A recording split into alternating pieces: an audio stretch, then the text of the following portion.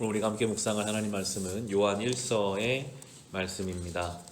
사랑의 사도라고 불리는 사도 요한이 적은 것이 요한 1서입니다. 우리가 요즘 묵상하는 요한복음 주일 말씀을 통해서 얼마나 이 요한이 예수님의 사랑을 직접 경험했는지 우리는 보고 있습니다. 그래서 그 요한은 사랑을 말할 수밖에 없습니다. 주님의 사랑이 얼마나 큰 것이었고 그 사랑으로 우리가 어떻게 살아가야 하는지를 강조합니다. 특별히 하나님을 설명하면서 하나님 빛으로 이야기합니다. 1장 5절 말씀 우리 함께 읽겠습니다. 우리가 그리스도에게서 들어서 여러분에게 전하는 소식은 이것이니 곧 하나님은 빛이시요 하나님 안에는 어둠이 전혀 없다는 것입니다. 네. 요한이 경험한 예수 그리스도를 통해 경험한 하나님은 빛이셨습니다. 그분을 만나기 전에 어두웠던 그 인생을 빛이신 하나님을 통해 깨닫게 되는데 더 구체적으로 그 빛은 바로 사랑의 빛입니다. 한 장을 넘기셔서 2장 9절 그리고 10절 말씀 빛에 대해 설명합니다. 같이 읽겠습니다. 빛 가운데 있다고 말하면서 자기 형제 자매를 미워하는 사람은 아직도 어둠 속에 있습니다. 자기 형제 자매를 사랑하는 사람은 빛 가운데 머물러 있으니 그 사람 앞에는 올무가 없습니다.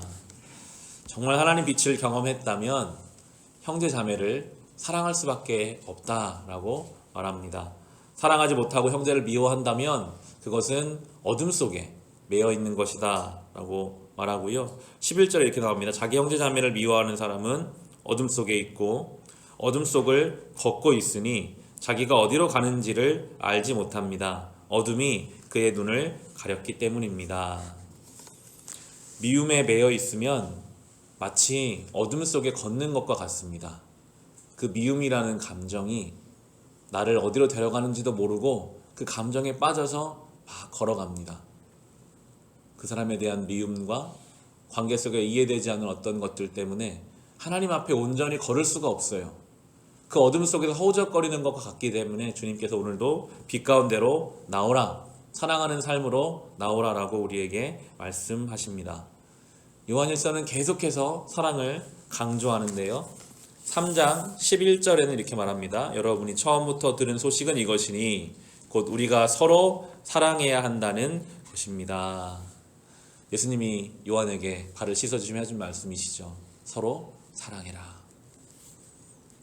4장에 넘어가시면 4장에서도 특별히 7절 이후로는 하나님과 사랑에 대한 관계를 말씀하시는데 우리 7절과 8절 말씀 4장 7절과 8절 같이 읽겠습니다. 사랑하는 여러분 서로 사랑합시다. 사랑은 하나님에게서 난 것입니다. 사랑하는 사람은 다 하나님에게서 났고 하나님을 압니다. 사랑하지 않는 사람은 하나님을 알지 못합니다. 하나님은 사랑이시기 때문입니다. 아멘. 하나님은 사랑이십니다. 성경에서 이렇게 직접적으로 하나님이 어떤 분이시다, 하나님은 무엇이다 설명하는 경우는 드뭅니다. 그런데 오늘 요한은 강력하게 이야기하죠. 하나님은 사랑이시다. 사랑하지 않는 사람은 하나님 모르는 것이다 라고 이야기하고요. 12절에 이렇게 나오거든요. 지금까지 하나님을 본 사람은 없습니다. 그러나 우리가 서로 사랑하면 하나님이 우리 가운데 계시고 또 하나님의 사랑이 우리 가운데서 완성된 것입니다. 하나님 본 사람 없으나 우리가 사랑할 때 그 가운데 하나님이 나타나게 되고 특별히 마지막 표현 하나님의 사랑이 우리 가운데 완성된다 라고 말씀하십니다. 하나님의 사랑이 이미 완성되어 있는데 요한은 우리가 서로 사랑할 때 하나님의 사랑이 완성된다 라고 표현하고 있어요. 하나님의 사랑은요, 그러니까 받기만 해서는 완전히 그 깊이에 도달하지 못하는 것입니다. 내가 하나님 사랑을 많이 받았는데 내 그 사랑을 누구에게 조금도 주지 못한다면 아직 그 사랑이 우리 안에서 완성되지 못한 것이죠. 정말 주의 사랑을 경험했다면 사랑을 할 수밖에 없고 그때 하나님의 사랑이 그 가운데 완성되어 가는 것입니다. 그래서요, 끊임없이 악한 세력은 사랑하지 못하게 하는 것 같아요.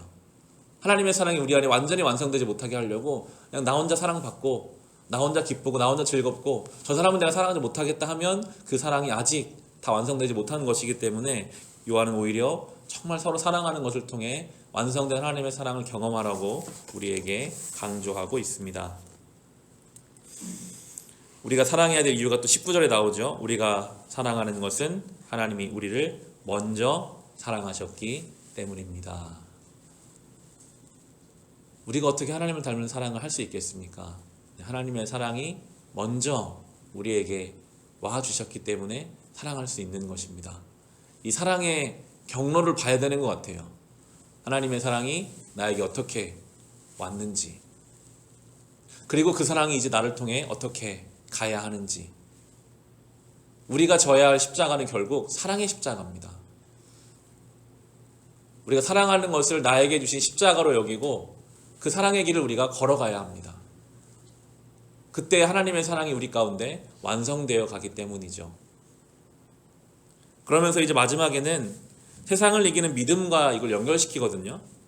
5장 4절에 보면 하나님에게서 태어난 사람은 다 세상을 이기기 때문입니다. 세상을 이긴 승리는 이것이니 곧 우리의 믿음입니다. 세상을 이기는 사람은 누구입니까? 예수가 하나님의 아들이신 믿는 사람이 아니고 누구겠습니까?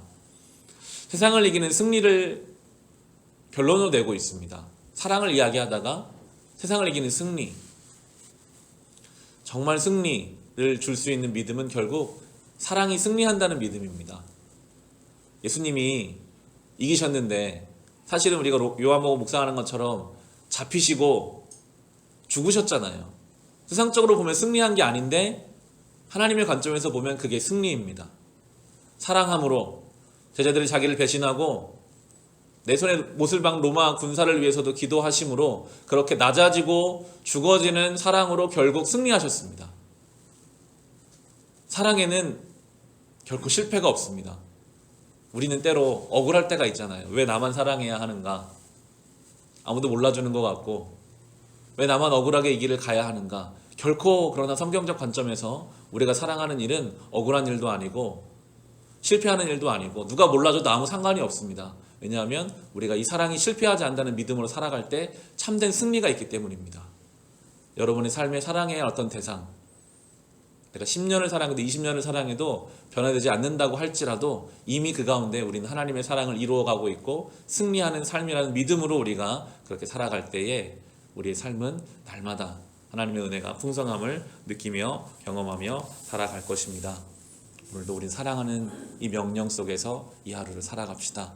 그럴 때 하나님의 사랑이 우리가 완성되는 것을 경험할 수 있으시기를 주님의 이름으로 축원합니다.